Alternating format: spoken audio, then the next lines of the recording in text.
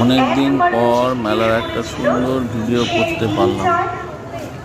মেলাটা কোথায় একটু বলো? মেলাতে কি সুন্দর সুন্দর মাটির ফল, ভেলপুরি, আইসক্রিম, সুন্দর লাইটিং, আরও কত কি আছে। খুবই সুন্দর লাগছে। তোমাদের কেমন লাগছে জানি। আমার তো খুব ভালো লেগেছে। বেনারসি পানও দেখা যাচ্ছে।